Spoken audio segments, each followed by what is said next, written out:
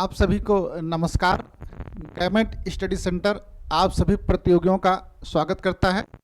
हम लोग UP PGT में इतिहास विषय पर आए हुए प्रश्नों का हल कर रहे थे और 2005 में जो प्रश्न आया हुआ है उन सभी प्रश्नों को हम करते हुए अंतिम क्लास में पहुंच गए हैं। क्लास शुरू करने से पहले आप लोगों को एक सुझाव है कि अब आपकी परीक्षा सन्निकट है, इसलिए आपको अपने रिवीजन पर ध्यान देना है। जितना आपने पढ़ा है उसका बार बार रिवीजन करते रहिए, प्रश्नों की प्रैक्टिस करते रहिए और प्रीवियस ईयर क्वेश्चन जिस पर हम लोग चर्चा कर रहे हैं उनका विश्लेषण करिए। विश्लेषण करते हुए प्रश्नों की प्रकृति को, नेचर ऑफ क्वेश्चन को पकड़ने का प्रयास करिए। अगर आपने क्वेश्चन को, नेचर को पकड़ लिया तो टीजीटी और पीजीटी परीक्षा बहुत आसान परीक्षा है और इसमें बहुत सरल प्रश्न पूछे जाते हैं और हर प्रश्न का नंबर समान होता है, चाहे वो कठिन प्रश्न हो चाहे सरल प्रश्न हो। इसलिए कठिन प्रश्नों के साथ साथ सरल प्रश्नों को भी महत्व दीजिए। वह महत्व मिलेगा आपके रिवीजन के माध्यम से, दोहराव के माध्यम से। आज हम लोग वर्ष 2005 में जो पीजीटी परीक्षा में प्रश्न आया था इतिहास में, उसकी अंतिम क्लास कर रहे हैं और अंतिम 25 क्वेश्चन लेंगे। चलिए हम लोग आज की क्लास प्रारंभ करते हैं। देखिए है 5वीं क्लास होगी ना, यहाँ लिखा हुआ है 5/5 माने 5वीं क्लास है। आज का पहला और 101 प्रश्न नंबर लेते हैं ना। प्रश्न है, अशोक निम्न में से किस अभिलेख में इसिला नामक नगर का उल्लेख किया गया है? मास्की अभिलेख, नेट्टूर अभिलेख, उडेगोलन अभिलेख और सिद्धपुर अभिलेख।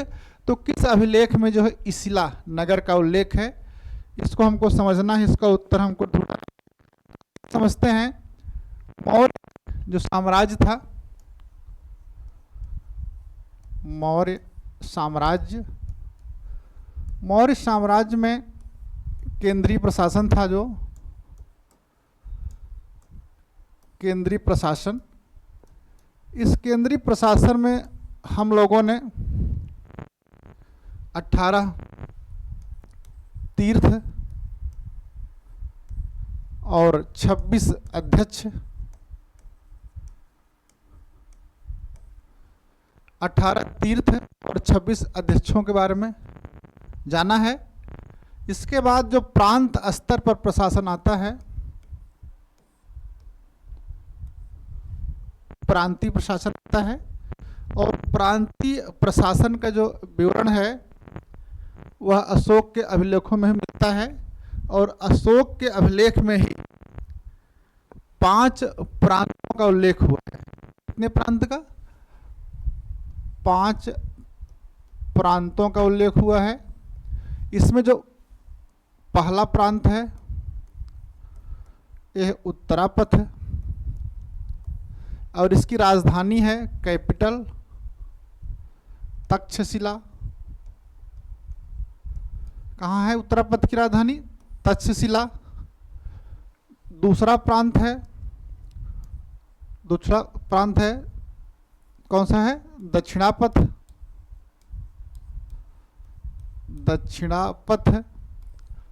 और दक्षिणापथ की राजधानी क्या है? सुवर्णगिरी।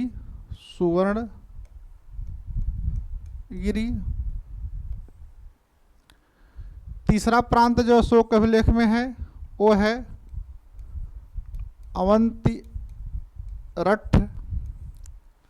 अवंतरठ की राजधानी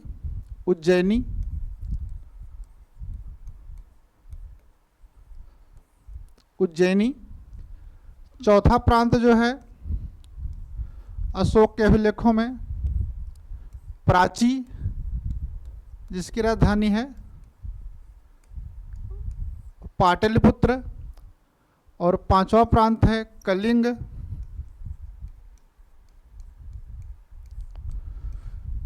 जिसकी राजधानी है तोसल।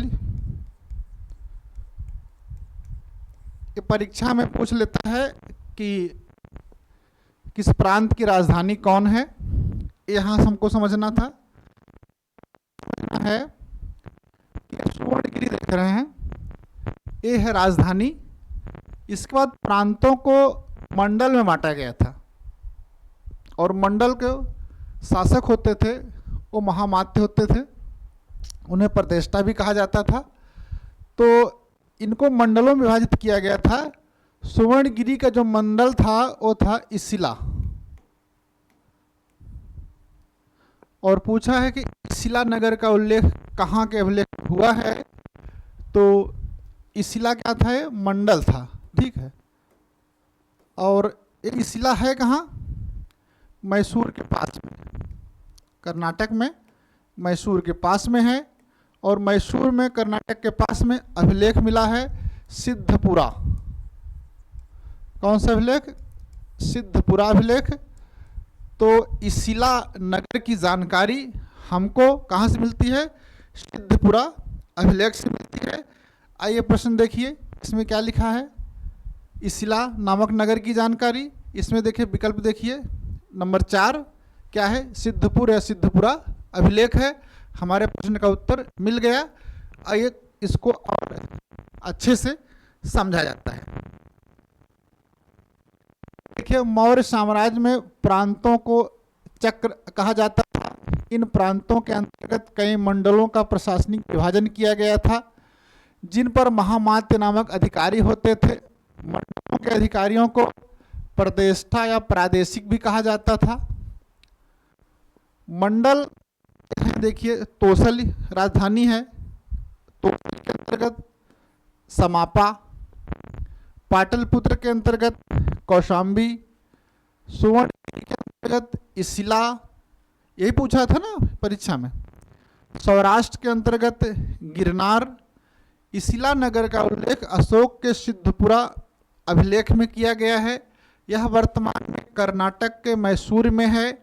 इसमें अशोक के सुवर्णगिरी के शासक और महामात्यों को आदेशित किया गया। इसमें अशोक सुवर्णगिरी के जो शासक थे, प्रांतीय शासन, उनको, और इस्लाम के जो मंडल के शासक थे उनको आदेश दिया गया है। ये है आपका पूरा प्रश्न उत्तर। अगला हम लोग चलते हैं, निम्नलिखित में से कौन सा अभिलेख भागवत धर्म के इतिहास के लिए महत्वपूर्ण है। नंबर 1 है मथुरा स्तंभ अभिलेख, नगर स्तंभ अभिलेख। नंबर 3 है रुमंदेई स्तंभ अभिलेख। नंबर 4 है तालगुंड अभिलेख। तो कौन सा अभिलेख है, तो आइए इसको हम लोग समझते हैं। हुआ क्या था, एक थे तक्षशिला के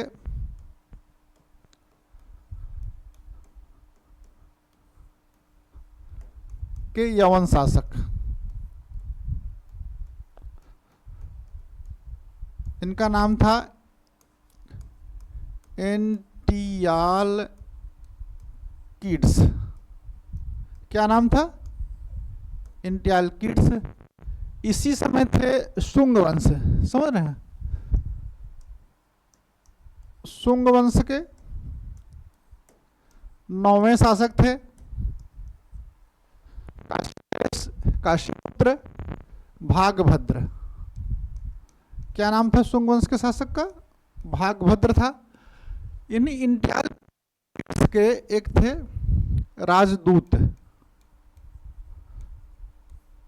इन राजदूत का क्या नाम था, नाम था हेलियोडोरस। हेलियोडोरस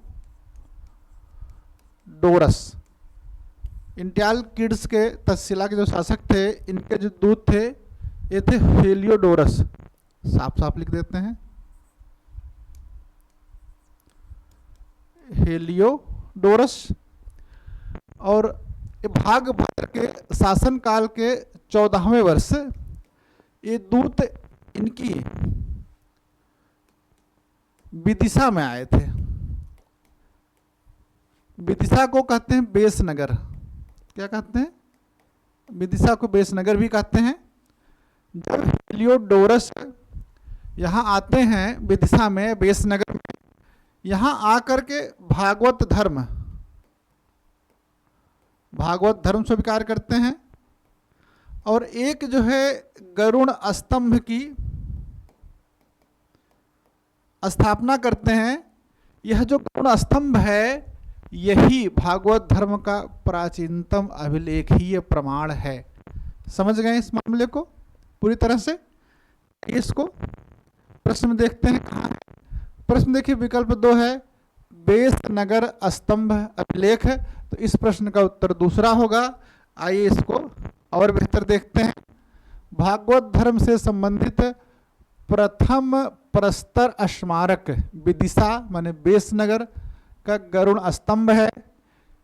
इससे पता चलता है कि तक्षशिला के यवन राजदूत हेलियोडोरस ने भागवत धर्म ग्रहण किया तथा इस स्तंभ की स्थापना करवाकर उसकी पूजा की।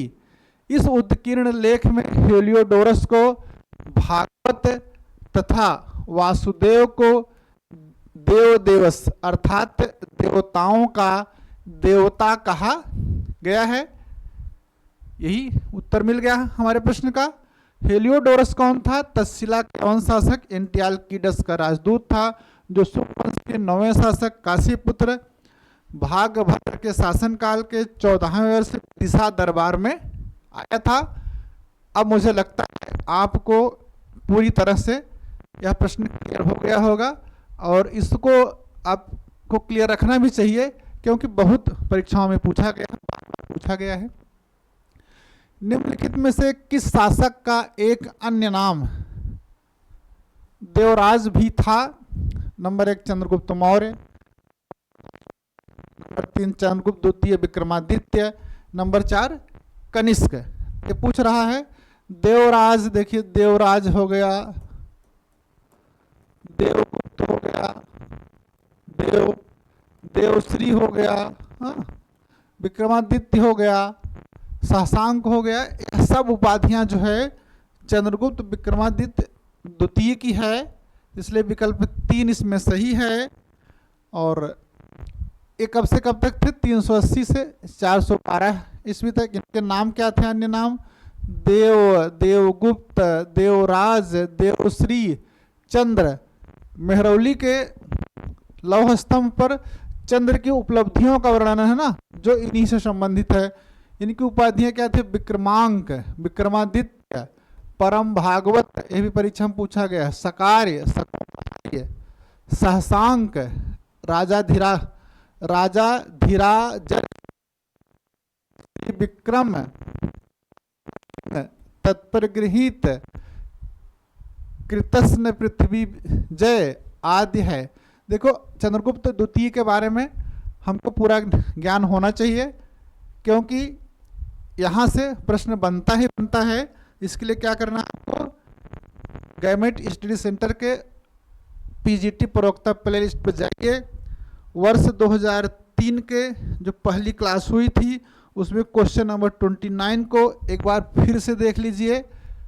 तो चंद्रगुप्त द्वितीय विक्रमादित्य की सभी व्यक्तिगत उपलब्धियां, उनके पूरे प्रयास, सब कुछ आपको पता चल जाएंगे। क्वेश्चन नंबर 4 है 104। सूची 1 में उल्लिखित नरेशों को सूची 2 में दिए गए नामों से सुमेलित कीजिए तथा अधोलिखित कूट से सही उत्तर चुनिए। अब है कुमारगुप्त प्रथम, चंद्रगुप्त द्वितीय, चंद्रगुप्त प्रथम, महादेवी कुबेरनाग, महादेवी कुमार, महादेवी अनंत देवी।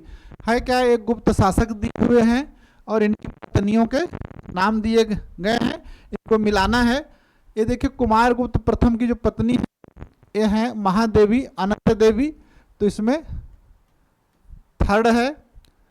चंद्रगुप्त द्वितीय के जो पत्नी है ये हैं महादेवी कुबेरनाग या कुबेरनागा, और चंद्रगुप्त प्रथम की महादेवी कुमार देवी हैं, इसलिए इसमें सेकंड है। तो जिस विकल्प में थर्ड फर्स्ट सेकंड होगा, थर्ड फर्स्ट सेकंड होगा, मतलब विकल्प नंबर 2 इसमें सही है। कोई कंफ्यूजन है तो कमेंट सेक्शन में जाइए, कमेंट करिए, आपको उचित उत्तर मिलेगा। अब ये है प्रश्न नंबर 105। संगम युग में चोल शासकों की राजधानी थी। नंबर 1 बज्र एवं तोंडी, नंबर 2 मदुरई, नंबर 3 विकल्प उरैयूर एवं अर्काट, नंबर 4 है कोरकई या कोलकई। अब इसको जरा समझना होगा। बात हो रही संगम युग की, तो इसको हम लोग समझते हैं। संगम युग में जो है, संगम साहित्य में जो वर्णन है उसके अनुसार उस समय 3 राज्य थे। कितने राज्य थे? 3 राज्य थे। कौन कौन से थे? चेर ना, चोल और पांड्य। अब ये कह रहे हैं कि इनकी राजधानी कहाँ थी चोल की। देखिए, चोल की जो प्रारंभिक राजधानी थी वो थी मनलूर। और एक जो है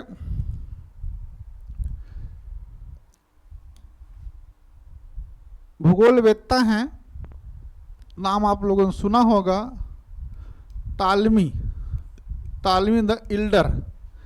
इनकी पुस्तक क्या है? जियोग्राफी है इनकी पुस्तक। ये क्या बताते हैं, इसको ध्यान से समझिए तब उत्तर निकलेगा। ये बताते हैं कि चोल जो है 2 राज्य थे। चोलों के 2 राज्य थे। कितने राज्य थे? 2 थे। एक था उत्तरी चोल राज्य, दूसरा था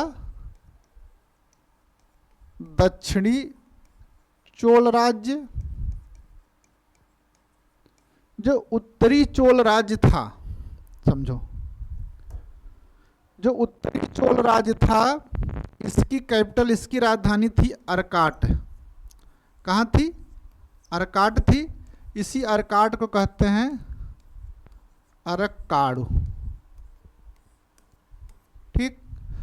और ये दक्षिणी चोल राज्य है, इसकी राजधानी थी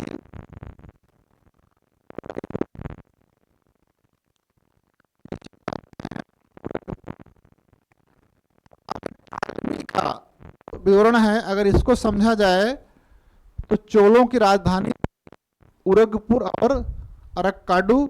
अब प्रश्न देखिए, उरैयूर एवं अर्काट, उरगपुर एवं, इसलिए विकल्प 3 इसमें सही है कि चोलों की चोल की राजधानी थी अर्काट, दक्षिण चोल की राजधानी थी उरैयूर।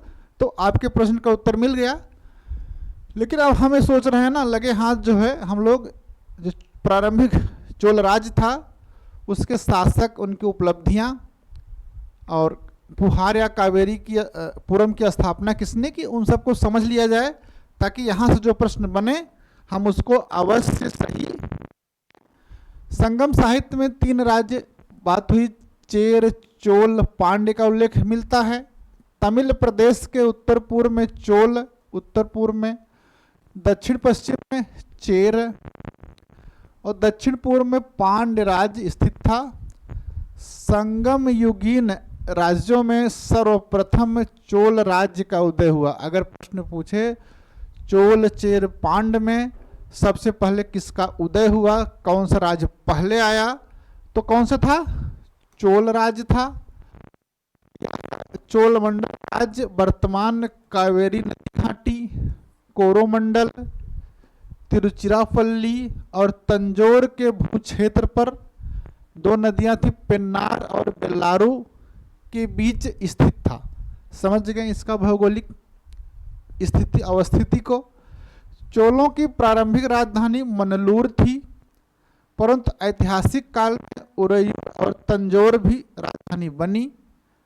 भूगोलवेत्ता टालमी ने चोलों के 2 राज्यों का उल्लेख किया है, उत्तरी चोल राज्य, दक्षिणी चोल राज्य।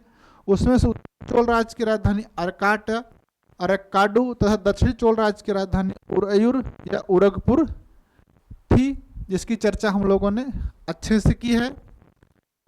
बाद में करिकाल ने, एक शासक होते हैं, पुहार या कावेरी पत्तनम को राजधानी बनाया।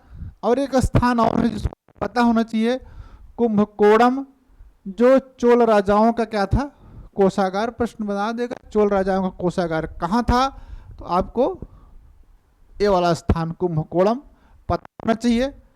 अब प्रथम ऐतिहासिक शासक कौन था चोलों का? चोल राज्य का पहला ऐतिहासिक शासक था उर्वप्पहर्रे इलंगजेल चेन्नी। क्या नाम था? उर्वप्पहर्रे इलंगजेत चेन्नी, ये पहले शासक थे। इसी शासक ने उरईर को राजधानी बनाया। उरईर किसके लिए? वस्त्र उद्योग के लिए। क्वेश्चन बनने लायक निश्चित तौर पर। चोल राजा थे एलारा, दूसरी शताब्दी ईसा पूर्व में शासक बने थे। श्रीलंका की विजय करने वाला पहले शासक थे जिन्होंने श्रीलंका पर विजय की। प्रश्न पूछेगा कौन से चोल शासक था जिसने जो है फर्स्ट टाइम पहली बार श्रीलंका पर विजय हासिल की? उत्तर क्या आएगा? क्या आएगा उत्तर? एलारा। ठीक। चोल राज्य का सर्वाधिक शक्तिशाली शासक था करिकाल। कौन सा था शासक? शक्तिशाली करिकाल था। करिकाल का अर्थ क्या होता है? जले पैरों वाला। बचपन में उसका पैर जल गया था, संभवतः इसी कारण उसे करिकाल कहा गया। आरंभ में शत्रुओं ने बंदी बना लिया, बाद में अपने शत्रुओं को पराजित कर पुनः सिंहासन प्राप्त किया। पट्टिनपाले एक ग्रंथ है, पुत्तुपातु में उसकी वीरता का उल्लेख किया गया है कि करिकाल की कितना वीर था। उसके समय कुछ युद्ध हैं महत्वपूर्ण, उनको देखा जाए, समझा जाए। एक है बेड़ी का युद्ध। इसमें करिकाल ने क्या किया? चेर पांड सहित 11 सामंत राजाओं के संघ को पराजित किया। इस युद्ध में पराजय से आहत होकर एक चेर शासक थे पेरुम सेरल आदन। क्या नाम था? पेरुल सेरल आदन।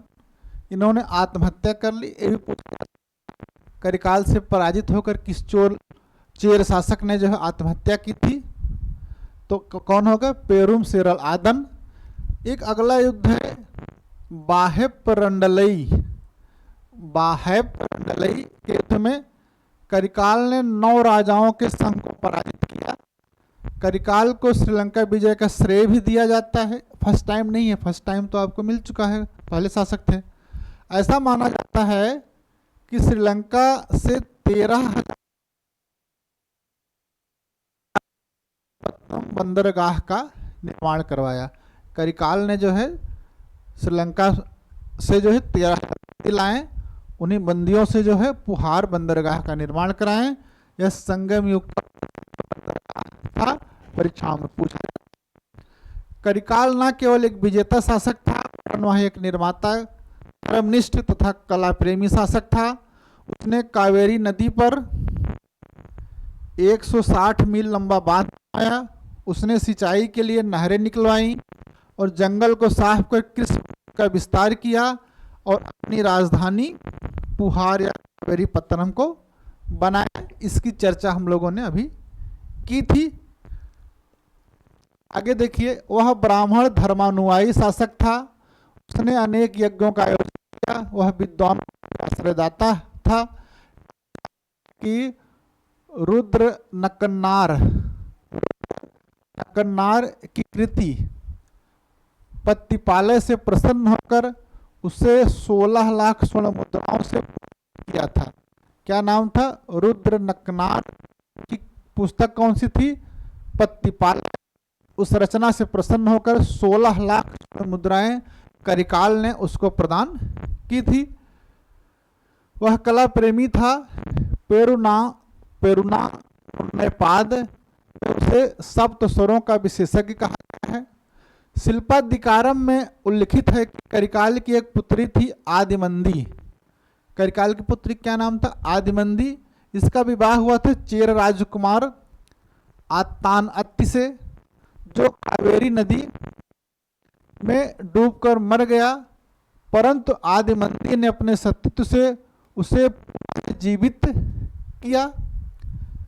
करिकाल के पश्चात अनेक चोल राजाओं का उल्लेख मिलता है, जैसे कल्यवल्वन जो चेरों को हटाकर उसकी राजधानी पर अधिकार किया। एक मिलता है पेरुनर किल्ली। क्या मिलता है शासक? पेरुनर किल्ली, जो राजसूय यज्ञ का अनुष्ठान किया था। प्रश्न पूछेगा कौन सा चोल शासक था जिसने राजसूय यज्ञ का अनुष्ठान किया था? उत्तर में आपके आएगा पेरुनर किल्ली।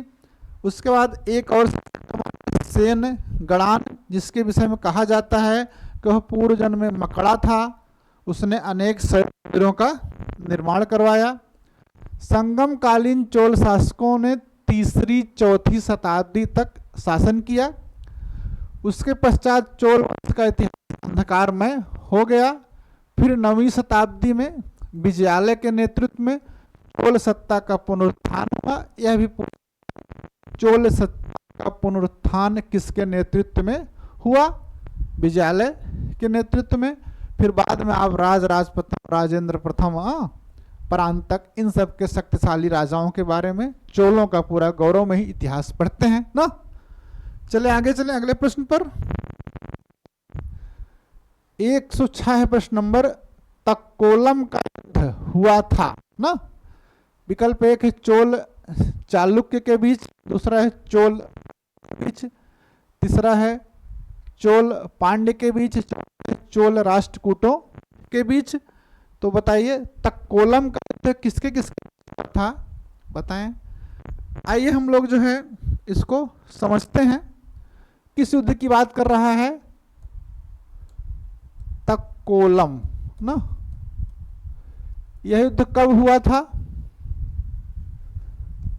949 949 ईस्वी में हुआ था। यह युद्ध किसके किसके बीच हुआ था, यही पूछ रहे हैं। तो एक थे शासक कृष्ण तृतीय। कृष्ण तृतीय, ये कृष्ण तृतीय किस वंश के थे? राष्ट्रकूट। कृष्ण तृतीय जो है राष्ट्रकूट वंश के शासक थे। दूसरा प्रथम,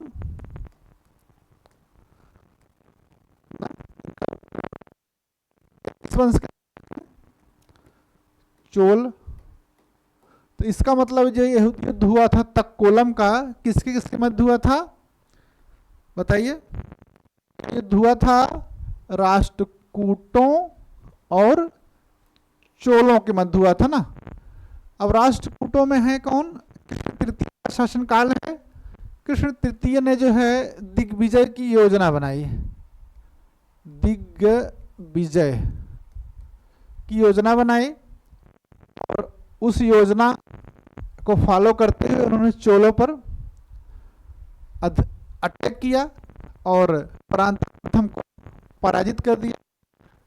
उसके बाद परांतक ने फिर तैयारी की और अपने जो है राजादित्य के नेतृत्व में फिर से जो है कृष्ण तृतीय से लोहा लिया, फिर से युद्ध किया। तो फिर जो है युद्ध होता है, युद्ध कोलम का युद्ध होता है।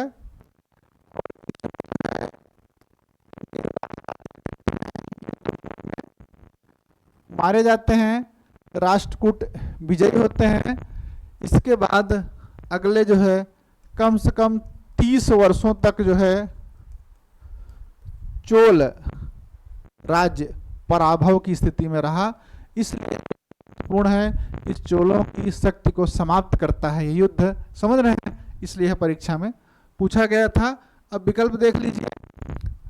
चोल राष्ट्रकूटों के बीच में ना, चोल थे परांतक फर्स्ट, राष्ट्रकूट थे कृष्ण तृतीय। देख लेते हैं। चोल नरेश कृष्ण तृतीय ने दिग्विजय की एक व्यापक योजना तैयार की। इस प्रक्रिया में सर्वप्रथम उसने चोलों के विरुद्ध सैनिक अभियान किया।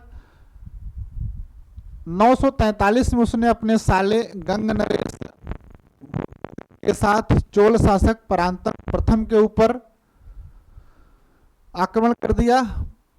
उसका अभिप्राय सफल रहा, आक्रमण सफल रहा, अभियान सफल रहा और कांची और तंजौर पर अधिकार कर लिया। कुछ समय बाद परांतक प्रथम ने सेना एकत्र कर राष्ट्रकूटों को चुनौती दी। इस सेना का नेतृत्व कौन कर रहा था? युवराज राजादित्य कर रहा था। 949 में चोल तथा राष्ट्रकूट सेनाओं के बीच उत्तरी अर्काट जिले में तक्कोलम नामक स्थान पर निर्णायक युद्ध हुआ। राष्ट्रकूट लेखों से पता चलता है यह युद्ध बड़ा भयानक था, जिसमें पहले तो चालुक्य सैनिक प्रबल रहे, किंतु बाद में सेनापति मड़लेर गंगराज भुतुक की सहायता से राष्ट्रकूटों को विजय मिली। चोल युवराज राजादित्य इस युद्ध में मारा गया। बात हुई थी अभी इन सब की। चोल राज्य को जीतता हुआ कृष्ण तृतीय रामेश्वर तक जा पहुंचा। उसने एक विजय स्थापित किया। इस विजय के परिणाम स्वरूप चोल राज्य उत्तरी भागों पर अधिकार हो गया। एक महत्वपूर्ण बात और है ये कि इस युद्ध के बाद चोल शक्ति एक बार पुनः त्वरित हो गई। लगभग अगले 30 वर्षों तक चोल राज्य दुर्बल स्थिति में बना रहा। समझ रहे हैं? आगे चले। क्वेश्चन है 107 है, वह स्थान जहां रामानुज कार्य करते थे था विकल्प 1 मदुरई, विकल्प 2 मामल्लपुरम, सोमनाथपुरम, विकल्प 4 श्री रंगम। बात किसकी हो रही है? आचार्य रामानुजाचार्य की। इनका जन्म कहाँ हुआ था? कांची में ना। और इन्होंने जो है शिक्षा कहाँ पाई? श्रीरंगम में। इसलिए विकल्प 4 श्रीरंगम इसमें सही है। आइए इसको हम लोग समझ लेते हैं। रामानुजाचार्य का जन्म कहाँ हुआ था? 1017 ईस्वी में कांची के पेरम्बदूर। प्रारंभिक नाम लक्ष्मण था। इनके और माता कांतिमती थी। कांची के प्रकाश से शिक्षा ली। उसके बाद यमुनाचार्य की शिक्षता ग्रहण की। यादव प्रकाश थे पहले इनके शिक्षक, उसके बाद कौन थे? यमुनाचार्य थे। त्रिचुनापल्ली के श्रीरंगम मठ में रहते हुए शिक्षण कार्य किया एवं वैष्णव धर्म का प्रचार प्रसार किया। यही तो था प्रश्न आपका जो हम लोग खोज रहे थे। मिला ना? ठीक। चोल शासक, अब हम लोग देखते हैं कि जब चोलों के काल में वैष्णव धर्म के साथ क्या होता है। और कुछ चोल शासक थे शैव धर्म में अतिशय एकांगीपन दिखाते हैं, बहुत आगे निकल जाते हैं, तो उसको समझते हैं उस मामले को। चोल शासक थे कुलोत्तुंग प्रथम और कुलोत्तुंग द्वितीय के कट्टर शैव होने के कारण वैष्णव आचार्य रामानुजाचार्य को कुछ समय के लिए कांची छोड़ करके होयसल राज्य में शरण लेना पड़ा। अब यहाँ एक प्रश्न बनता है, शासन काल में जो है रामानुजाचार्य ने जो है चोल राज्य छोड़ा था, कांची छोड़ी थी, तो कुलोत्तुंग प्रथम और कुलोत्तुंग द्वितीय हैं, ठीक है। और छोड़कर किस राज्य में गए? तो है होयसल राज्य में गए थे। और उसके बाद किसके शासन काल में वापस आए थे वह भी देखना पड़ेगा। तो विक्रम चोल जब शासक बने तब रामानुजाचार्य चोल राज्य में वापस आए। 3-4 क्वेश्चन इसमें 3-4 लाइनों से हैं, स्पष्ट रूप से समझे रहिए, उत्तर आपको पता चलता रहेगा। कुलोत्तुंग द्वितीय के काल में शैव अतिवाद की पराकाष्ठा को प्राप्त हुआ। उसने क्या किया? चिदंबरम मंदिर में स्थापित गोविंद राज माने विष्णु की मूर्ति को समुद्र में फेंकवा दिया। प्रश्न है किसने फेंकवाया? कुलोत्तुंग द्वितीय ने। फिर किसने उसको फिर से लाया? रामानुजाचार्य ने इस मूर्ति को तिरुपति मंदिर में स्थापित करवाया। गोविंद राज मतलब विष्णु की उस मूर्ति को फिर से रामानुजाचार्य ने कहाँ पर करवाया? तिरुपति के मंदिर में करवाया। रामानुजाचार्य ने ब्रह्म सूत्र भाष्य लिखा, जिसे कहा जाता है पता है। इस सगुण ईश्वर के उपासक थे। इन्होंने राधा गोपियों और कृष्ण के भक्ति परम प्रेम संबंधों को दार्शनिक आधार पर व्याख्यायित किया। विशिष्टाद्वैत सिद्धांत का प्रतिपादन किया। विशिष्टाद्वैतवाद का प्रतिपादन किसने किया? उत्तर है रामानुज ने किया। आइए आगे चलते हैं। विक्रमशिला महाविहार की स्थापना शासकों द्वारा कराई गई। पुष्यभूत वंश के, बर्मन वंश के, पाल वंश के, सेन वंश के। ये पूछ रहा है विक्रमशिला महाविहार या विश्वविद्यालय की स्थापना किस वंश के शासकों ने करवाई थी। तो इसको समझा है ना। एक है ओदंती विहार, ओदंतीपुर बिहार है। एक है विक्रमशिला और एक है सोमपुरी। ये सब परीक्षाओं में घुमा घुमा के आते रहते, सबको समझ लीजिए इसने बनवाया है। ओदंतीपुर कहाँ पर है? नालंदा के पास में है। ये कहाँ पर है? पास में है, बिहार में है। नालंदा के पास में जगह है बिहार शरीफ, यहाँ पर है शरीफ, बिहार शरीफ। ये नालंदा के पास। बिहार में भागलपुर जिले में है विक्रमशिला। सोमपुर बिहार जो है बांग्लादेश में, कहाँ पर? बांग्लादेश में नौगांव। अब प्रश्न ये है कि ओदंतीपुर बिहार, विक्रमशिला और सोमपुर बिहार को बनवाया किसने? तो ओदंतीपुर बिहार को बनवाया गोपाल ने और विक्रमशिला और सोमपुरी को बनवाया उनके पुत्र धर्मपाल ने। इस गोपाल और धर्मपाल जिस वंश से संबंधित थे उसको पाल वंश कहा जाता है। इस पाल वंश की स्थापना गोपाल ने की थी और गोपाल ऐसे शासक थे जो जनता द्वारा चुने गए थे, वंशगत आधार पर शासक नहीं थे। इसलिए विकल्प 3 पाल वंश इसमें सही है।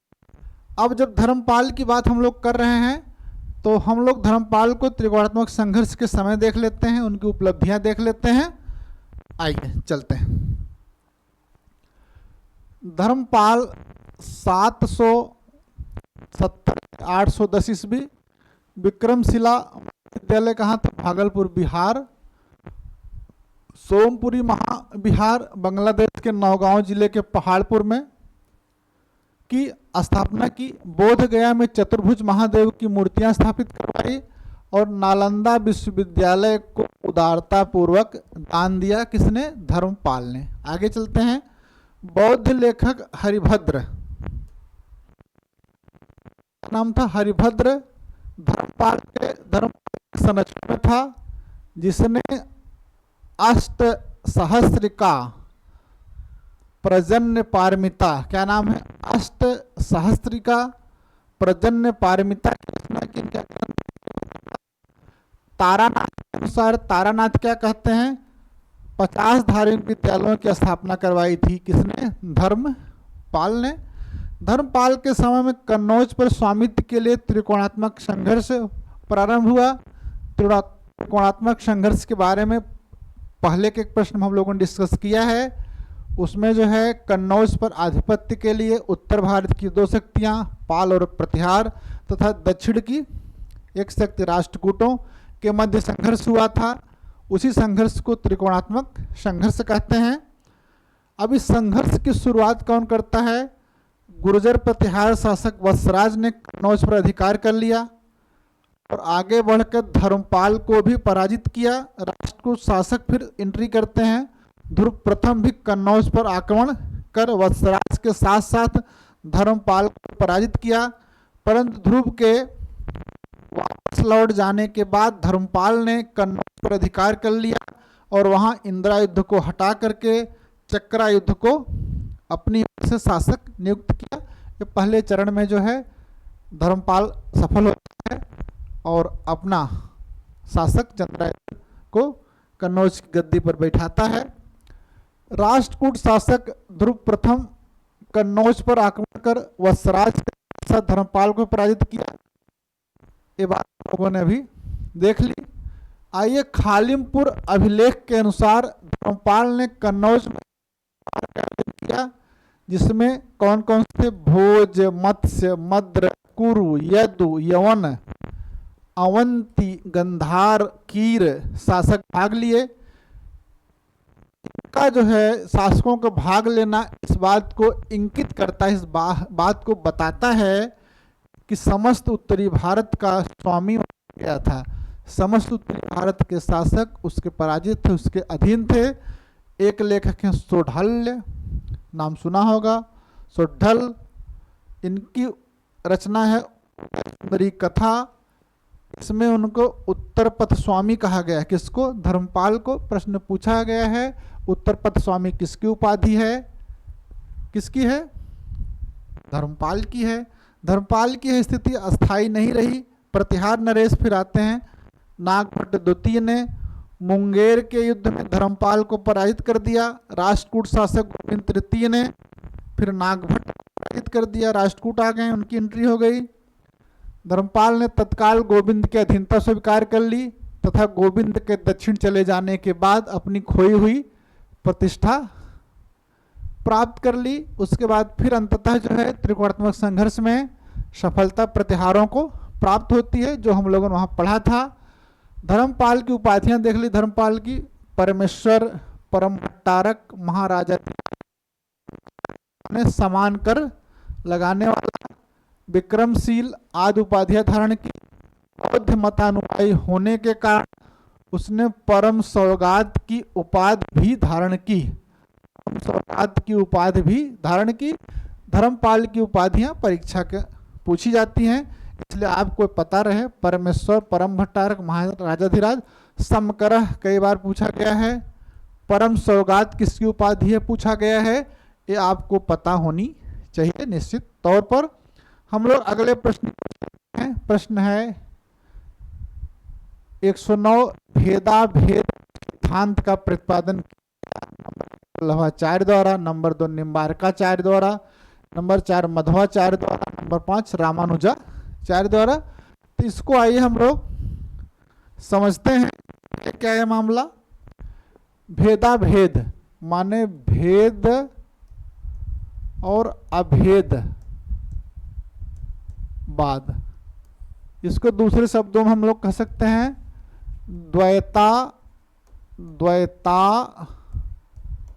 द्वैतवाद ना। मतलब भेद भी हो, अभेद भी हो, द्वैत भी हो, अद्वैत भी हो। इस तरह का सिद्धांत किसने दिया है? तो इससे पहले हम लोगों ने नाम सुना होगा आचार्य शंकराचार्य का ना, और नाम सुना होगा रामानुजाचार्य का।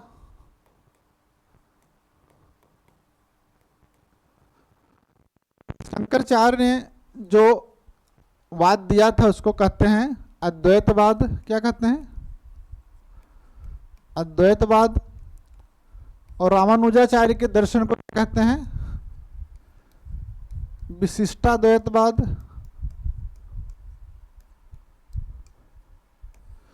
अद्वैतवाद में कहा जाता है कि जो ब्रह्म है और जो जीव है ये दोनों ही हैं। ये कैसे हैं? अद्वैत हैं। केवल माया के द्वारा दो रूपों में आभासित होते हैं, जबकि हैं एक ही हैं, अद्वैत हैं। और रामानुज दर्शन में कहा जाता है कि जो ब्रह्म है, ब्रह्म, ईश्वर और जीव क्या है? विशिष्ट रूप से अद्वैत हैं।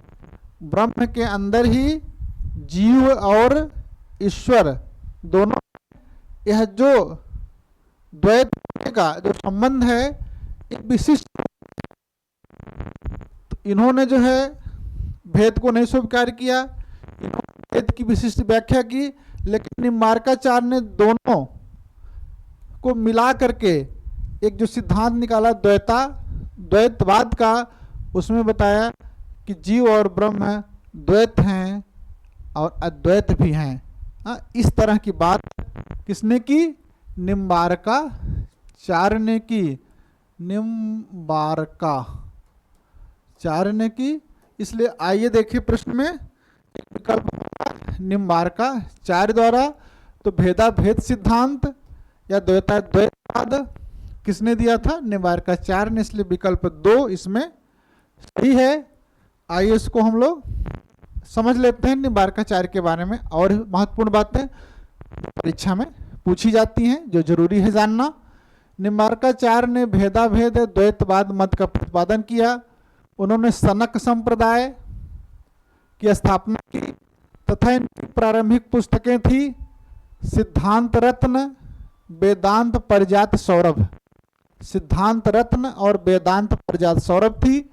निम्बार्काचार्य तैलंग ब्राह्मण थे, रामानुज के समकालीन थे। इनका जन्म तमिलनाडु के बेलारी के निम्बापुर में हुआ था, और इनका लेकिन कार्य क्षेत्र कहाँ था? वृंदावन में था।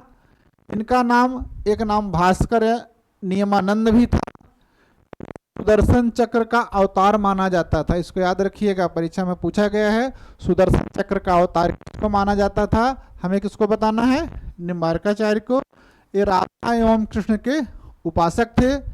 इन्होंने शंकराचार्य के अद्वैतवाद, बाद हुई रामानुज के विशिष्टवाद को मिला करके द्वैता द्वैतवाद का प्रतिपादन किया। हमको सभी भक्तों और उनके संप्रदाय को और बेहतर तरीके से समझना है तो गवर्नमेंट स्टडी सेंटर के पीजीटी प्रवक्ता प्लेलिस्ट में जाना होगा। वर्ष 2003 की जो दूसरी क्लास है, प्रश्न संख्या 56 है, उसमें जाइए और एक टेबल के माध्यम से जितने भी संप्रदाय हैं उनके संस्थापक हैं आपको बेहतर तरीके से समझाया गया है, वहां जाकर के देखिए। आगे प्रश्न संख्या है 110, निम्नलिखित में से किस राज्य पर मोहम्मद गोरी द्वारा सर्वप्रथम आक्रमण किया गया था? विकल्प एक है मुल्तान, विकल्प दो है सिंध, विकल्प तीन है पंजाब, विकल्प चार है अनहिलवाड़ा। तो किस पर किया गया था? सबसे पहले 1175 इन्होंने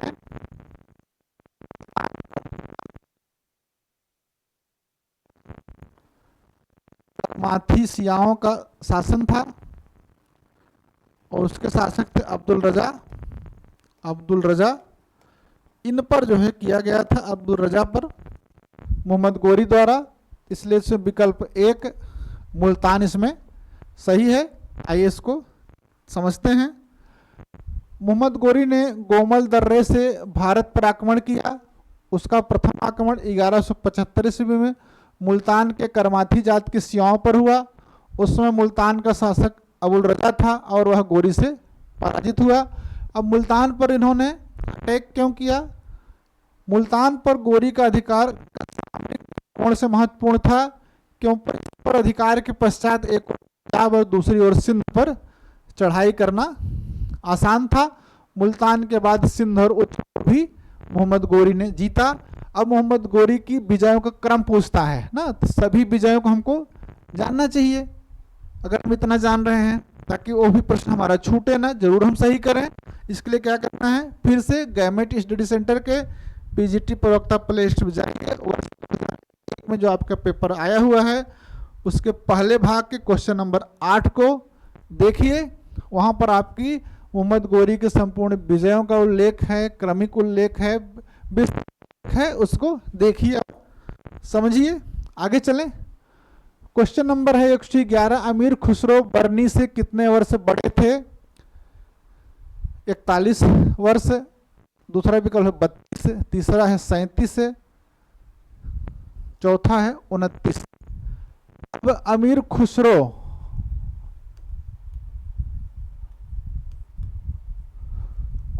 का जो जन्म है ये हुआ था 1253 ईस्वी में।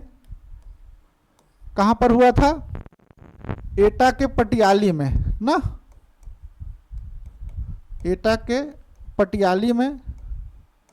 और बरनी मतलब जियाउद्दीन बरनी ना, जियाउद्दीन बरनी, यही तो है ना बरनी।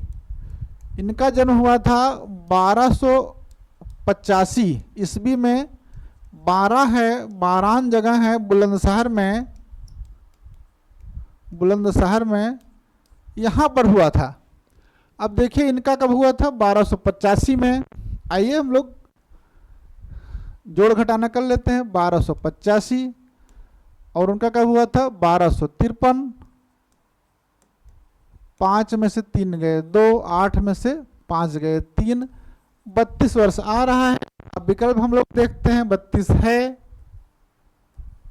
तो प्रश्न 2 सही है। बरनी, दिन बरनी इनका मित्र, समझ रहे हैं।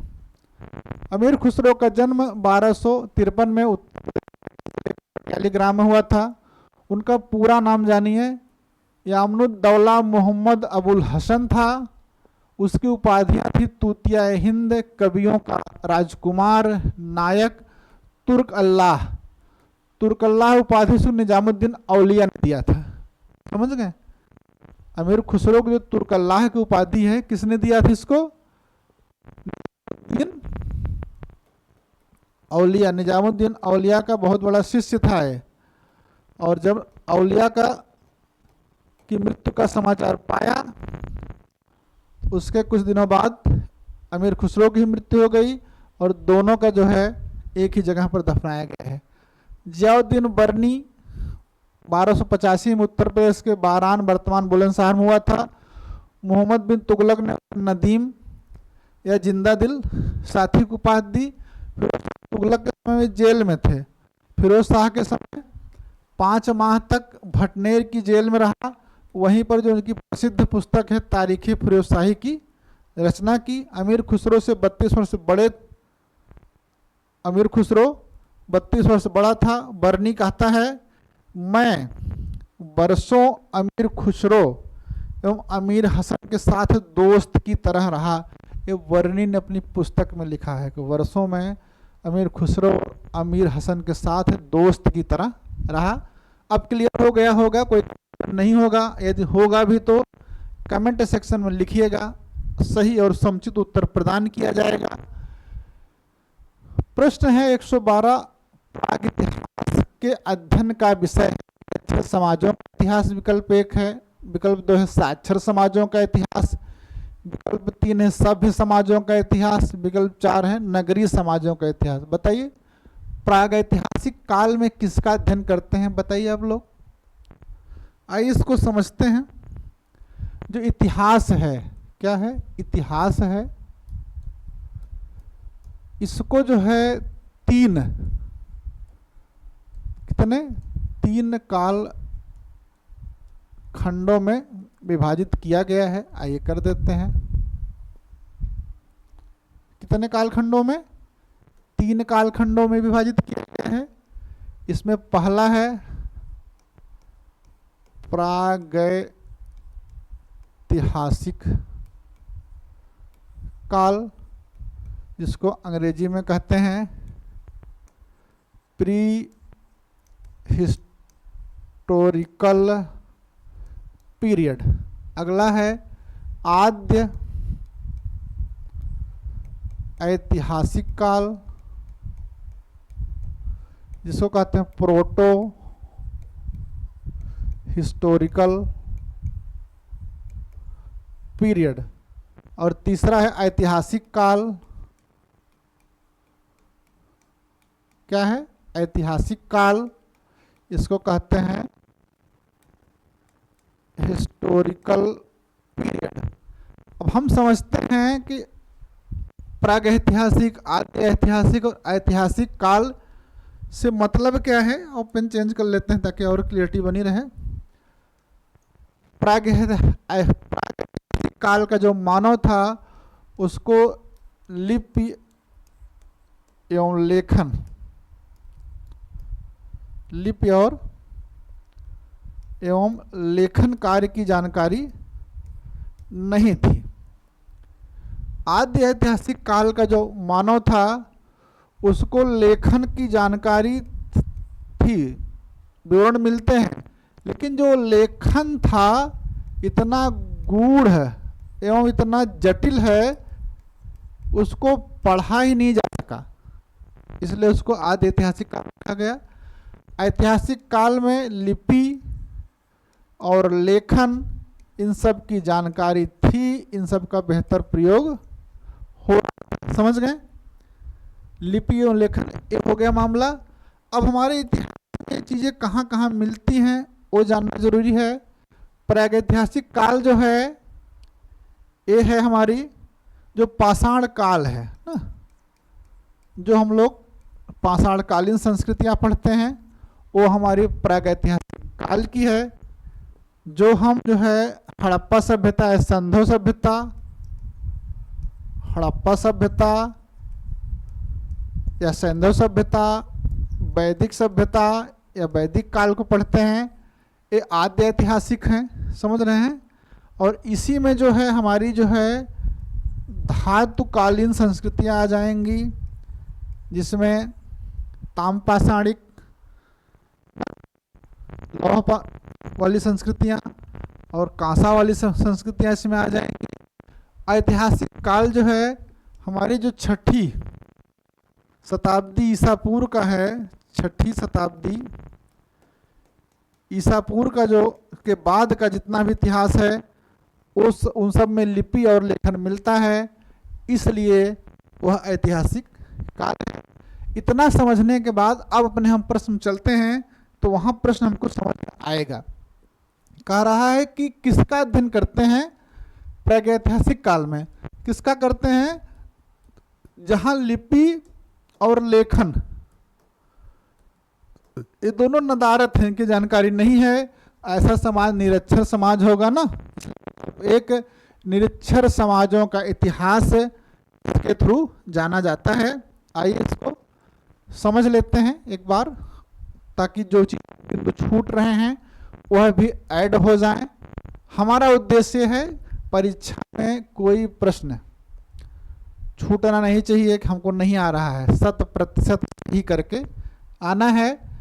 इतिहास को 3 कालखंडों में विभाजित किया गया है ना, प्रागैतिहासिक काल, प्री हिस्टोरिकल पीरियड, इस काल के मनुष्य को लिपि और लेखन कार्यों का ज्ञान नहीं था। Doctor HD. संकालिया ने इस काल को परिभाषित करते हुए लिखा है कि लिपि ज्ञान से पूर्व किसी क्षेत्र, देश या राष्ट्र के मानव इतिहास को प्रागैतिहासिक काल की संज्ञा दी जाती है। इस काल में सभी पाषाण युगीन सभ्यताएं, स्टोन एज की जितनी सभ्यताएं आएंगी, बात हो चुकी। प्रागैतिहासिक शब्द का प्रयोग सबसे पहले डेनियल विल्सन ने 1851 में किया था, यह भी आपको जानना चाहिए। इस शब्द का प्रयोग सबसे पहले किसने किया था। अगला है आद्य ऐतिहासिक काल, प्रो हिस्टोरिकल पीरियड। इस काल खंड में लेखन कला के प्रमाण प्राप्त होते हैं कि अपठनीय हैं। हड़प्पा तथा वैदिक सभ्यता इस काल की अंतर्गत आती हैं। इस काल के आती हैं जिनके समय में लिखित साक्ष्य का अभाव है। फिर अगला था ऐतिहासिक काल, हिस्टोरिकल पीरियड, जिस काल से मानव के क्रियाकलापों का लिखित विवरण प्राप्त होता है। काल ईसा पूर्व 6ठी शताब्दी से होता है, समझ गए होंगे। अब इसमें ज़्यादा हम लोग बात नहीं करनी है। अगला प्रश्न लेते हैं हम लोग। प्रश्न संख्या 113 है, हथनोरा पाषाणिक मानव के आश्रमों की खोज की गई। Number 1 HD. सांकलिया द्वारा, दूसरा ए.के. सोनकिया द्वारा, तीसरा बी.बी. लाल द्वारा, शर्मा द्वारा।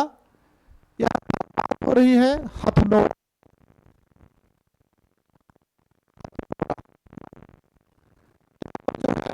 पाषाण काल का स्थल है। बताइए हथनोरा कहाँ है? मध्य प्रदेश में है, एमपी में। एमपी में कौन सी घाटी है? घाटी में, नर्मदा घाटी में। एक जिला है होशंगाबाद। कौन सा जिला है? होशंगाबाद, वहीं पर है। इस यहाँ पर जो है भारत में फर्स्ट टाइम मिला है मानव कपाल का अवशेष का प्रमाण मिला है। और इसकी खोज किया था किसने? अरुण कुमार। किसने किया था? अरुण कुमार। पूरा नाम क्या है? अरुण कुमार सोनकिया, अरुण कुमार सोनकिया ने किया है। अब इसमें देखिए विकल्प ए के सोनकिया दिया है, इसलिए विकल्प 2 ए के सोनकिया सही है, कोई समस्या नहीं है। चलिए, हथनोरा मध्य प्रदेश की नर्मदा घाटी में अवस्थित है, निम्न पूरा पाषाण काल का स्थल है, नव पाषाण काल का। प्रथम मानव कपाल अरुण कुमार सोनकिया ने 1982 में प्राप्त किया। यह भारत में, इस लाइन को नोट करिए, प्राप्त होने वाला मानव अवशेष का प्रथम साक्ष्य है। इसे होमो इरेक्टस माना जाता है। मानव की कई प्रजातियां हैं ना, क्रोमैग्नान है, होमो इरेक्टस है, निएंडरथल है।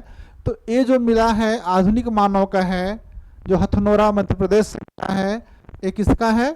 होमो इरेक्टस। आइए अगले प्रश्न चलते हैं। रामायण और महाभारत में स्थलों की पुरातात्विक पहचान की गई है जी.आर. शर्मा द्वारा, एच.डी. सांकलिया द्वारा, ए. घोष द्वारा और बी.बी. लाल द्वारा। रामायण महाभारत में जो स्थल हैं, चाहे हस्तिनापुर हो गया ना, अयोध्या हो गया, सिंगेरपुर हो गया, इन सबको पहचानने की कोशिश की है इतिहासकार बी.बी. लाल द्वारा की गई, इसलिए विकल्प और सही है। आइए इसको देखते हैं। रामायण महाभारत कालीन स्थल हस्तिनापुर, अयोध्या, श्रृंगेरपुर आदि को प्रोफेसर बी.बी. लाल द्वारा खुदाई कराई गई, किंतु स्थानों से प्राप्त सामग्री और ग्रंथों में वर्णित सभ्यता से मेल नहीं खाते। जो समझ रहे हैं, जो वहाँ पर खुदाई मिलता है, जो किताबों में लिखा गया, पुस्तकों में, उसमें मेल नहीं है। संभव है कि प्रोफेसर बी.बी. लाल के प्रयासों के फलस्वरूप भविष्य में कोई निर्णायक सामग्री प्राप्त हो जाए। अभी तो नहीं मिली है, जब मिलेगी तो उस पर चर्चा होगी। अगला प्रश्न है, द सरस्वती फ्लोज आन के लेखक हैं। विकल्प 1 S P. Gupta, number 2 B B. Lal, number 3 R S. Bisht, number 4 K N. Dixit.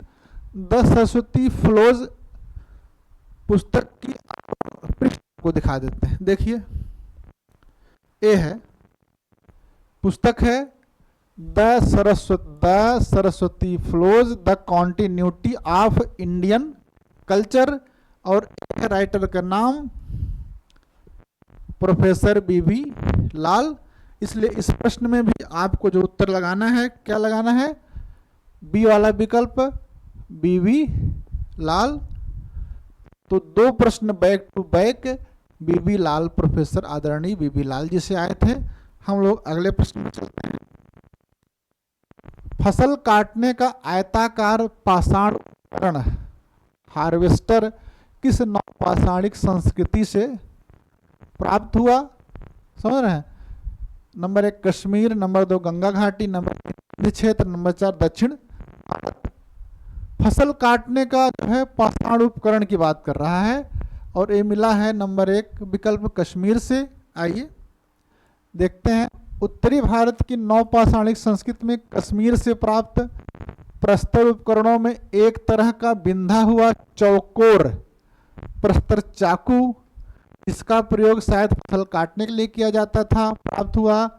2 छिद्र वाले हंसिये या गंडासे, डबल हैलो थ्रेस्टर, तकुए, स्पिंडल वर्ल्स, पत्थर स्लिंग बाल्स तथा पत्थर तक्षक विशेष रूप से उल्लेखनीय है, वहाँ से प्राप्त हुए हैं। आपके प्रश्न का उत्तर आपको मिल गया होगा। अब हम लोग आगे बढ़ते हैं। समाधान में मानव के साथ कुत्ते, बकरे जैसे पालतू पशुओं को दफनाने के साथ विकल्प 1 है बुर्ज होम, विकल्प 2 है गुफ्त कराल, विकल्प 3 है मेहरगढ़ में, विकल्प 4 है चिरांद में। बताइए, एक क्या कह रहा है कि समाधान में मानव के साथ में पशु भी दफनाए गए हैं। देखिए, कश्मीर में 2 प्रमुख नवपाषाणिक स्थल, मतलब नवपाषाण काल के स्थल हैं। बुर्ज होम, क्या नाम है? बुर्ज होम दूसरा है गुफा कराल नाम मिलता है। ये जो बुर्ज होम है, बुर्ज होम का मतलब होता है बुर्ज, वृक्ष का स्थान, का स्थान। यहाँ से हमको गर्तावास मिला है। गर्तावास का मतलब है झील के किनारे लोग गड्ढों में निवास करते थे। गर्तावास का मतलब ये हुआ। यहीं से जो सावधान विधियाँ मिली हैं उसमें मनुष्य के साथ में उनके पालतू पशुओं को, चाहे वो भेड़ हो, चाहे बकरी हो, चाहे कुत्ता हो, इनको दफनाया मिला है। गुप्त कराल है। गुप्त कराल का क्या मतलब होता है? गुप्त कराल का मतलब होता है कलोल, या कलोल को कहते हैं कुंभार की गुफा। यहाँ से क्या मिला है? सींग की बनी हुई सुइयां मिली हैं, सींग की सुइयां मिली हैं। और क्या मिला है यहाँ से? यहाँ से कृषि और पशुपालन के साक्ष्य मिले हैं, कृषि और पशुपालन के साक्ष्य मिले हैं। देखिए हम लोग यहाँ मनुष्य के साथ पालतू दफन किए जाते थे, यही प्रश्न है। उत्तर हमारा क्या होगा? बुर्ज होम होगा। कोई समस्या? आइए देख लेते हैं। कश्मीर की झेलम घाटी से बुर्ज होम, गुप्त कराल नामक औपसाणिक स्थल प्राप्त हुए हैं। एक याद रखिए, बुर्ज होम का उत्खनन 1953 में डी टेरा एवं पीटरसन द्वारा कराया गया। किसके द्वारा कराया गया? डी टेरा और पीटरसन द्वारा कराया गया। बुर्ज होम का अर्थ होता है बुर्ज, वृक्ष का स्थान, के पास है। यहाँ के निवासी झील के किनारे जमीन के नीचे गर्तावास में रहते थे। तो पूछता है प्रश्न, कहाँ कौन सा नौपाषाणिक स्थल है जहाँ पर लोग गर्तावास में रहते थे, गर्तावास करते थे? बुर्ज होम आएगा। यहाँ से प्राप्त शौक या उससे ज्ञात होता है मनुष्य के साथ पालतू कुत्ते को भी दफनाने की प्रथा प्रचलित थी। ये हो गया बुर्ज होम के बारे में। गुप्त कराल का उत्खनन 1981 हुआ थी। किसने कराया? A.K. शर्मा के नेतृत्व हुआ। गुप्त कराल का शाब्दिक अर्थ की गुफा या कुंभार की गुफा। यहाँ से अन्य उपकरणों के साथ हड्डी की बनी सुइयां प्राप्त होती हैं, जिनसे पता चलता है यहाँ के लोग अनाज पीसने और वस्त्र सीने से परिचित थे। यहाँ के लोग कृषि और पशुपालन दोनों धंधे करते थे। कश्मीर घाटी में दो प्रमुख नौपाषाणिक स्थल की विशेषताओं की चर्चा कर ली गई है। अब हम लोग अगले प्रश्न पर चलते हैं। जोरवे संस्कृत के स्थलों में न्यास का सबसे अच्छा अधिवास, सेटलमेंट, हैबिटेट सेटलमेंट की बात हो रही है। नंबर 1 है इनाम गांव में, नंबर 2 है जोरबे में, नंबर 3 है वाल्की में, नंबर 4 है। जोरवे संस्कृत के अंतर्गत वो क्या पूछ रहा है? अधिवास विन्यास सबसे अच्छा कहाँ मिलता है? स्थल तो कई हैं, समझते हैं कि जोरवे संस्कृति है क्या। होता क्या है कि जब ये नवपाषाण काल,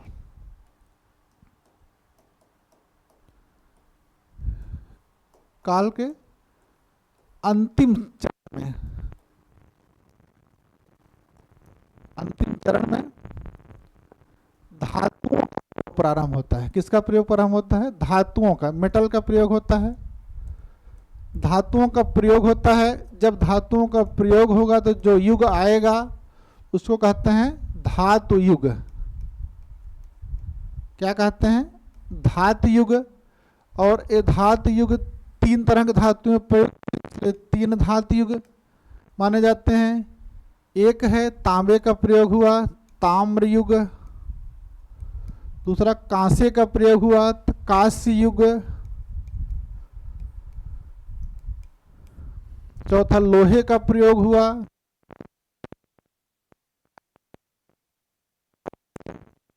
ना, अब देखिए ताम्र युग में तो क्या आप ये सोचते हैं कि केवल तांबे का प्रयोग हो रहा था? तो पहले जो पाषाण उपकरण प्रयोग हो रहे थे उनका क्या किया गया ना, यह दिमाग में आएगा। तो ताम्र युग में तांबे के साथ साथ पूर्व में जो पाषाण उपकरण थे उनका भी प्रयोग हो रहा था, इसीलिए इस काल को ताम्र पाषाण युग ना क्या कहते हैं, द कैल्कोलिथिक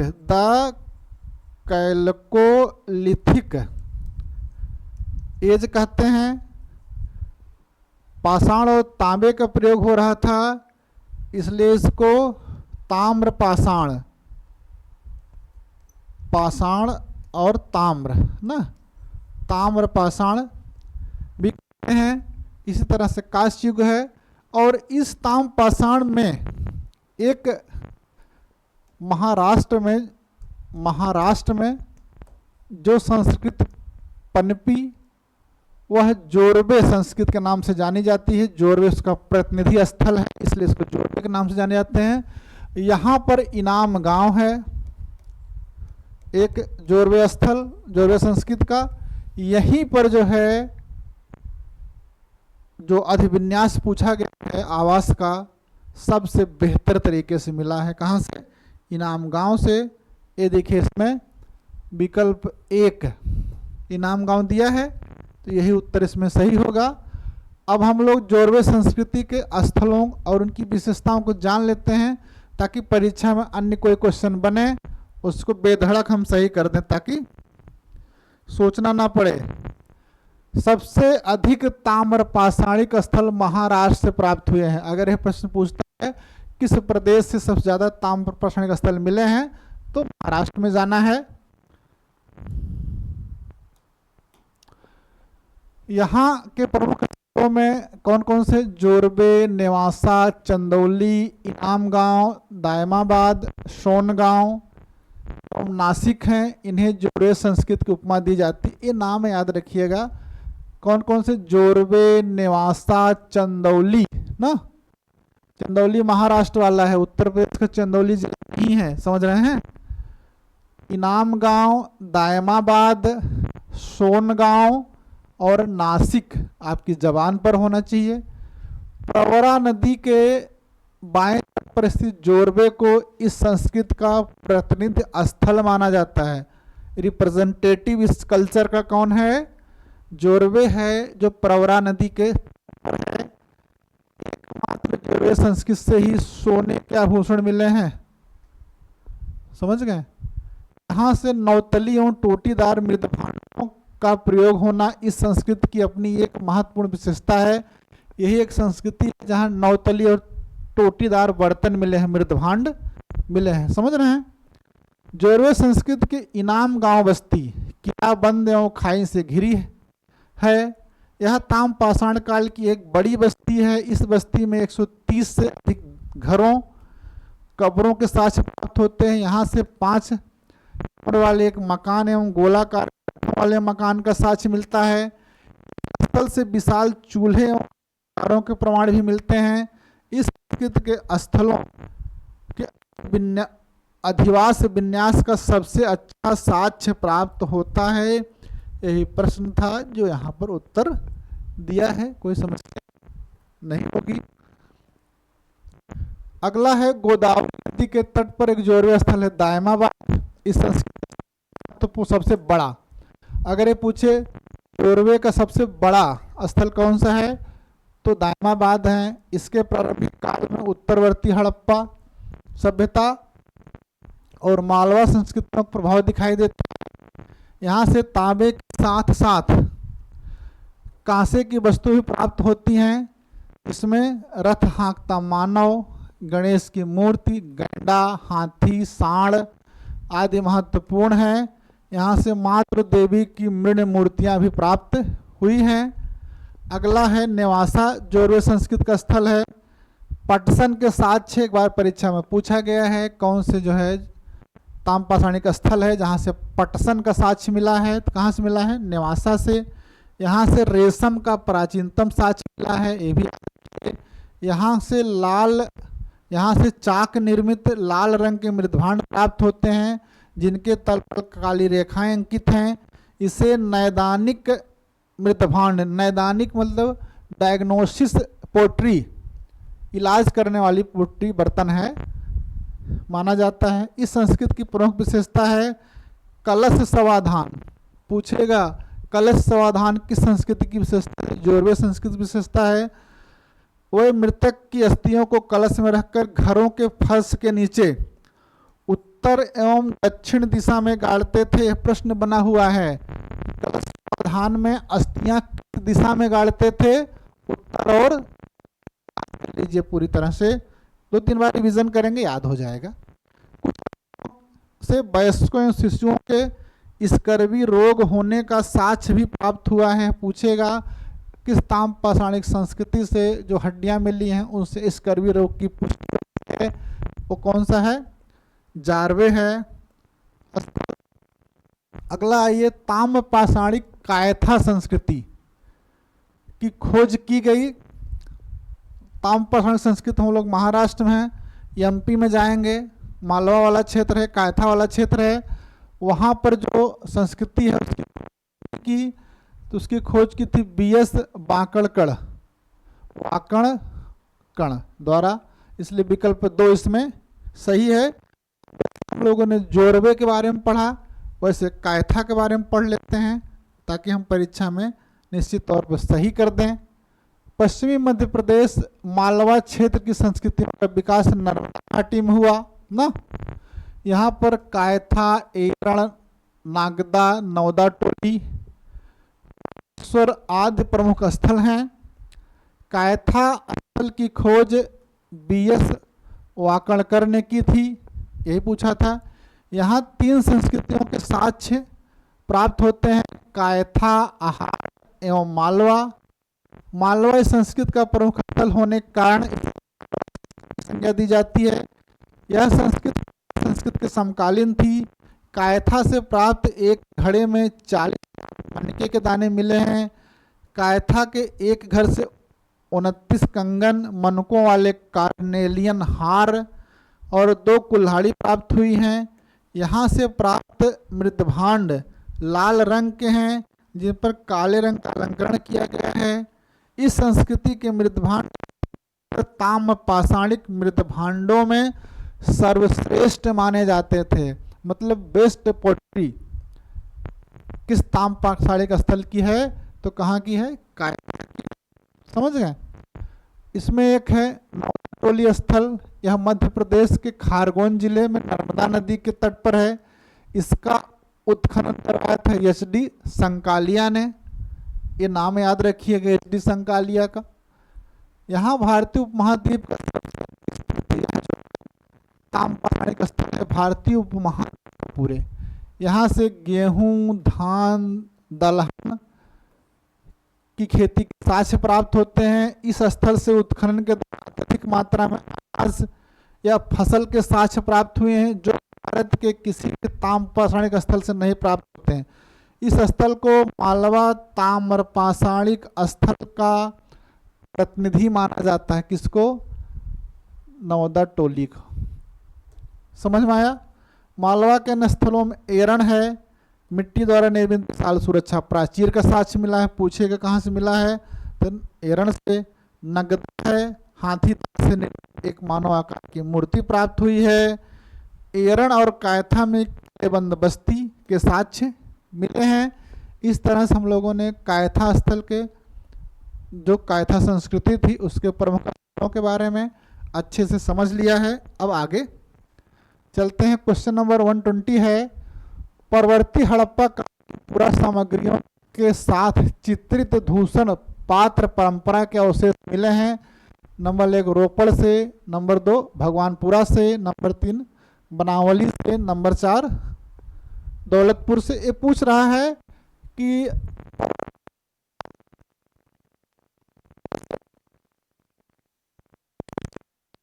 मृदभांड माने आर्य परंपरा, आर्यों की विशेषता है चित्रित दूषण विस्मान। ये जो है हरियाणा और पंजाब के, हरियाणा और पंजाब के 3 क्षेत्र हैं जहां से उत्तरवर्ती हड़प्पा के साथ में चित्रित धूसर निर्माण परंपरा भी मिली है। ये है हरियाणा का भगवानपुरा, पंजाब का नागर और पंजाब का दधेड़ी है।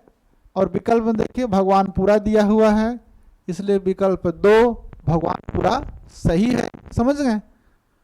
आइए इसको देखते हैं। भगवानपुरा कहाँ है? कुरुक्षेत्र हरियाणा में। नागर कहाँ है? जालंधर पंजाब में। दधेड़ी कहाँ है? लुधियाना पंजाब में। किए गए उत्खनन हड़प्पा सभ्यता के अंतिम चरण चित्रित धूसर निर्माण की समकालीनता पर प्रकाश डालते हैं। एक बात हो रही थी अभी तक। भगवानपुरा के प्रथम काल का प्रथम चरण सिंधु संस्कृति का है, परंतु दूसरे चरण में सिंधु सभ्यता के उपकरणों के साथ ही चित्रित धूसर मृदभांड मिले हैं।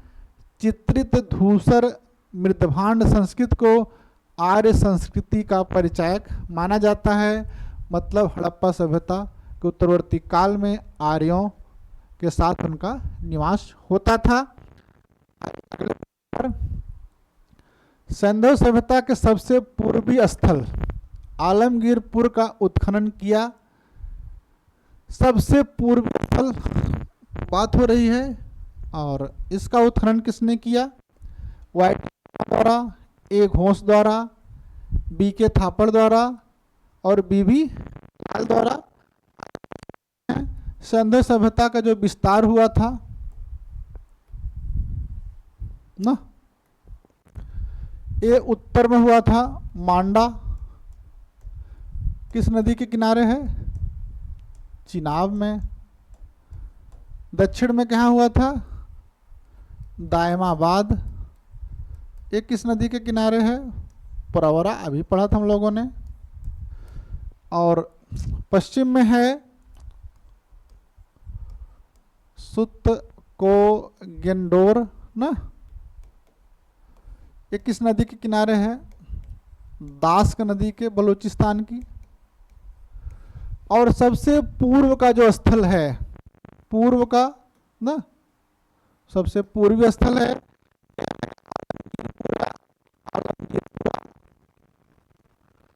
यह कहाँ है? उत्तर प्रदेश के यूपी के मेरठ में है। किस नदी के किनारे है? यमुना के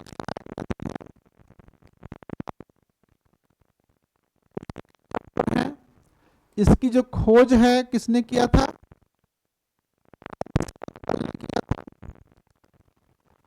और यहाँ पर किया था, खुदाई करवाई थी।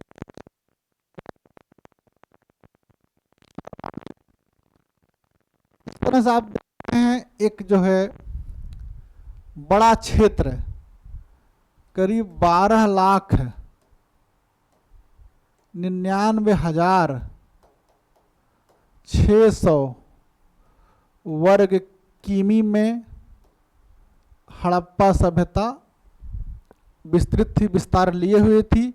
इसमें सबसे पूर्वी आलमगीरा है, और जिसकी जो है खोज किया था यज्ञदत्त शर्मा, मतलब वाईडी शर्मा द्वारा। इसलिए विकल्प 1 इसमें सही है। आइए इसको नदी के किनारे जो बात हुई वही दोहरा देते हैं। इसकी खोज 1958 में भारत सेवक दल ने की। इस स्थल का उत्खनन यज्ञदत्त शर्मा, वाईडी शर्मा ने करवाया था ना। यहाँ से उत्तर हड़प्पा कालीन संस्कृति के साक्ष्य मिले हैं। एक गर्त से रोटी बेलने की चौकी, इसके अलावा सूती कपड़ा मिला है। यह हड़प्पा संस्कृति का सबसे पूर्वी स्थल है। क्लियरिटी होनी चाहिए हर चीज में। क्वेश्चन नंबर 122, सिंधु सभ्यता के वाट किस संख्या के गुणक थे? Number 1 15, number 2 16, number 3 number 4 18। गुणक माने फैक्टर, फैक्टोरियल क्या था? फैक्टर क्या था इनका? ये थे 16 थे। 16 के बाद बाट मिलेगा 32, 64। समझ रहे हैं? उसके बाद 10, 320 इस तरह से मिलेंगे। इसलिए यहाँ 16 का फैक्टर है, वही सही है, इसलिए विकल्प 2 इसमें सही है। आइए देख लेते हैं। हड़प्पा स्थलों से बाट माप के भी साक्ष्य मिले हैं। संभवतः इकाई 16 के गुणकों में थी, 16, 64, 160, 320 और 640। सर्वाधिक बाट किसके मिले हैं? भूरे चर्ट नामक पत्थर से निर्मित थे। घनाकार बाट अधिक साक्ष्य मिले हैं। बाट किससे बने हैं? चर्ट पत्थर के जो भूरे रंग के हैं। सबसे ज्यादा किस तरह के मिले हैं? घनाकार मिले हैं। घनाकार चकमक के बाट स्तर पर बाइनरी सिस्टम में और ऊपरी स्तर पर दशमलव प्रणाली में है, इसको समझिए। इसके अलावा बेलनाकार, शंक्वाकार, वर्तुलाकार बाट भी प्राप्त हुए हैं। एक और महत्वपूर्ण जानिए, हड़प्पा सभ्यता के निवासी फुट और क्यूबिक से परिचित थे। मोहनजोदड़ो और लोथल से हाथी दांत के निर्मित तराजू के पड़ले मिले हैं। हाथी दांत से निर्मित तराजू के पड़ले ना, पलड़े कहाँ से मिले हैं? तराजू के पलड़े मोहनजोदड़ो और लोथल से। मोहनजोदड़ो और लोथल से स्केल मिला है। हाथी दांत और सीप से निर्मित एक एक पैमाना का साक्ष्य मिला है, जहां से हाथी दांत के पलड़े मिले हैं। मोहनजोदड़ो के वहीं से जो है हाथी दांत और सीप के स्केल मिले हैं, पैमाना मिला है। ये थी मुख्य मुख्य बातें। अगला क्वेश्चन हम लोग चलते हैं। ऋग्वेद का 9वां मंडल किस देवता को समर्पित है? विकल्प 1 है अग्नि को, विकल्प 2 है सोम को, विकल्प 3 है इंद्र को, विकल्प 4 है वरुण को। बताइए 9वां मंडल। आप लोगों को पता है ऋग्वेद में कितने मंडल हैं? 10 मंडल हैं, क्लियर पता है। इस मंडल में जो है दूसरा मंडल और से 7वां मंडल प्राचीन है, समझ रहे हैं? 8वां 9वां उसके बाद का है, 10वां सबसे नवीन है। दूसरा से 7वां मंडल है, प्राचीन मंडल है। इसमें जो है ऋषियों के वंश परंपराएं हैं, इसलिए इसको वंश मंडल, कुल मंडल, गोत्र मंडल भी कहा जाता है, समझ गए? और जो 7वां मंडल है ये वरुण देवता को समर्पित है। किसको? वरुण देवता को। ये 9वां मंडल है, ये सोम देवता को समर्पित है। और सोम देवता कितने सूक्त हैं? 114 हैं। संपूर्ण सूक्त मंडल के सोम देवता को समर्पित हैं। इसमें देखिए विकल्प नंबर 2 क्या है? सोम है, इसलिए इसका उत्तर सोम होगा। आगे आइए। ऋग्वेद का 9 मंडल के समस्त 114 सूक्त सोम को समर्पित है। सोम एक वनस्पति होती थी जिसके कार्य बल तथा स्फूर्ति प्राप्त करने के लिए प्रयोग करते थे। यज्ञों के अवसर पर सोम रस का पान करने तथा देवताओं को पीने के लिए समर्पित करने की प्रथा प्रचलित थी। एक स्थान पर कण्व ऋषि दावा करते हैं सोम रस पीने के बाद उन्होंने अमृत प्राप्त कर लिया है तथा देवताओं का जान लिया है। आजकल भी बहुत से लोग सोम रस का पान करने के बाद बहुत कुछ चीजें जानने का दावा करते हैं। कण्व ऋषि ने भी दावा किया था, हम इनके दावे पर प्रश्न चिन्ह नहीं लगाते हैं। ऋग्वेद के में उस परिणामों का उल्लेख हुआ है तथा लोग इसे पीकर दुर्मद हो जाते हैं और सभा समितियों में लड़ने झगड़ने लगते हैं। इसलिए जो है इसको अच्छा नहीं माना जाता सूरा को। अगला प्रश्न 124 है। सभा और समिति को प्रजापति की क्रिया कहा किसमें? ऋग्वेद विकल्प 1 है, नंबर 2 ऋग्वेद है, नंबर 3 सामवेद है, नंबर 4 है अथर्ववेद है। तो वहाँ पर जो समितियाँ रहती जिसके माध्यम से शासन का संचालन होता था, उसमें जो है अथर्ववेद में सभा और सीमित को प्रजापति की दो पुत्रियां कहा गया है, उसके महत्व को बताया गया है, इसलिए विकल्प 4 अथर्ववेद इसमें।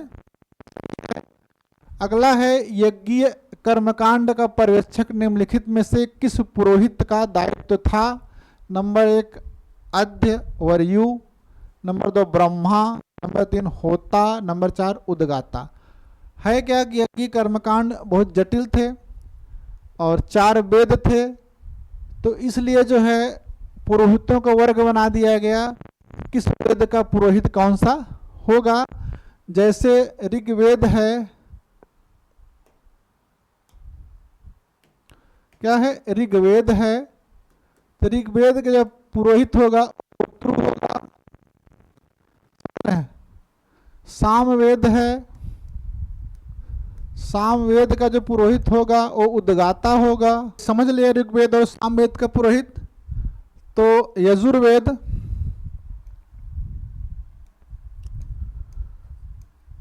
यजुर्वेद इसका जो पुरोहित होगा वह होगा अध्य वरयु। इसके बाद आता है अथर्ववेद,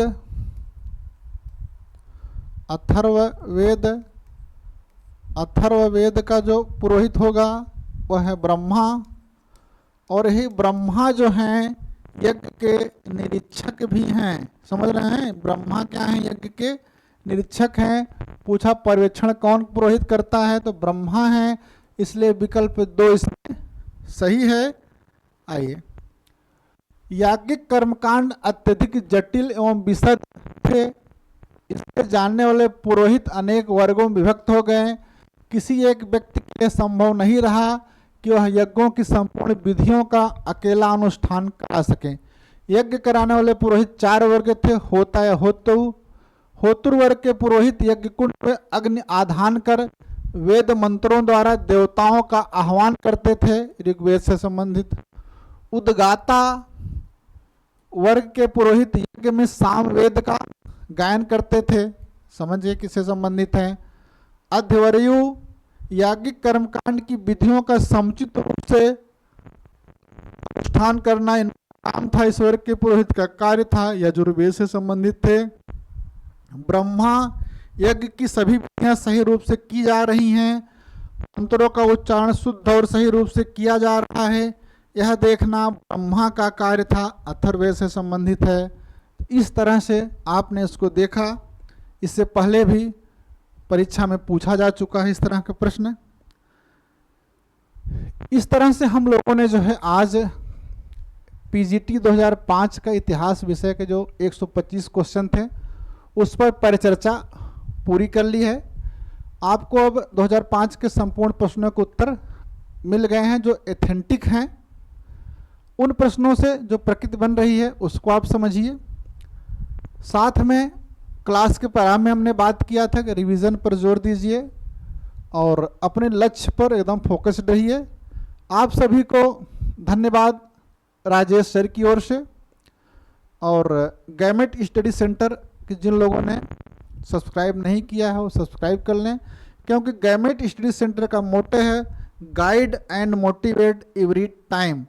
तो आपको कोई समस्या है टीजीटी पीजीटी की परीक्षा के संबंध में, टीजीटी पीजीटी में आए हुए प्रश्नों के संबंध में, या आपको कैसे पढ़ना है, क्या पढ़ना है, इसके लिए आप कमेंट सेक्शन में बताइए। गैमेट स्टडी सेंटर और मेरे द्वारा और सिविक्स डॉक्टर पवन सिंह द्वारा आपको समुचित और उपयोगी सलाह दी जाएंगी, क्योंकि हमारा लक्ष्य है कि आपको सिलेक्शन मिले, आपका चयन हो, आप शिक्षक बने, राष्ट्र को आप एक नया आयाम दें, देश को प्रगति पर ले जाएं। बहुत बहुत धन्यवाद आप सभी लोगों को। फिर से थैंक यू सो मच।